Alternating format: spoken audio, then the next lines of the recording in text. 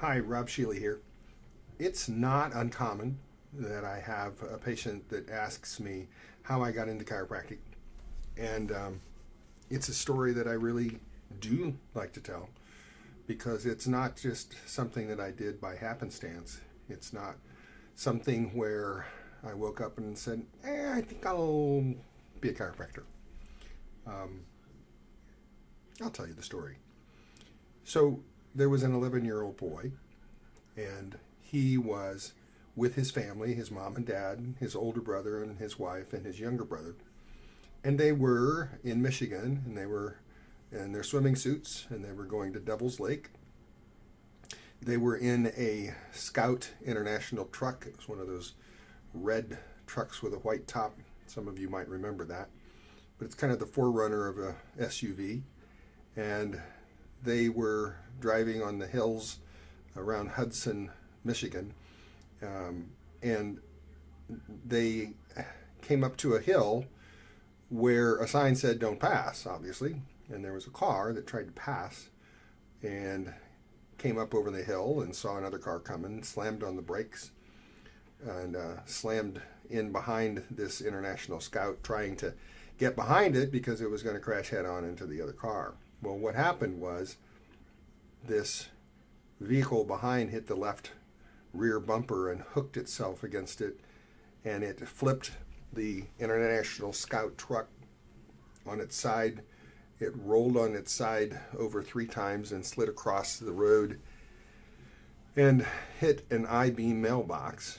And so the International Scout truck was upside down, and the little boy's mother's head had popped out the back side oblong window, and the gas tank was over top of her, dripping gas, and there were screams for names of people, and everybody was still alive. Surprisingly, there was a suitcase that had wedged long ways in the back that kept the back from crushing the 11-year-old boy and his little brother in the back.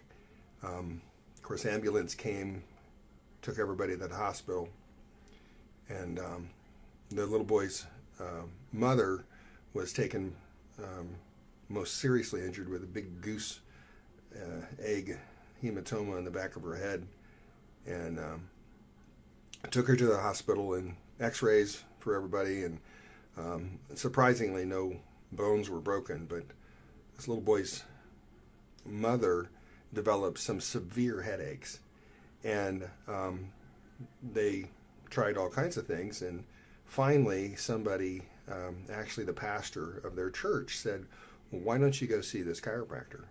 So the family went to the chiropractor, took the mom, and this chiropractor found misalignments, intersegmental spinal mobilizations that were out of balance, subluxations, chiropractic misalignments, and that chiropractor gave me my mom back because I was that 11-year-old boy.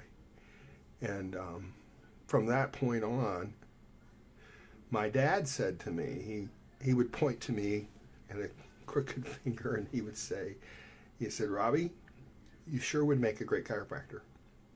And he must have said that literally hundreds of times from when I was 11 until in high school. And, sometimes a person is fortunate enough to have somebody know them well enough to see something in them that they couldn't or wouldn't see themselves. And I believed my dad, and for whatever he saw, I decided to become a chiropractor. Now, I've been in practice now 38 years, and my dad has passed away, both my mom and dad.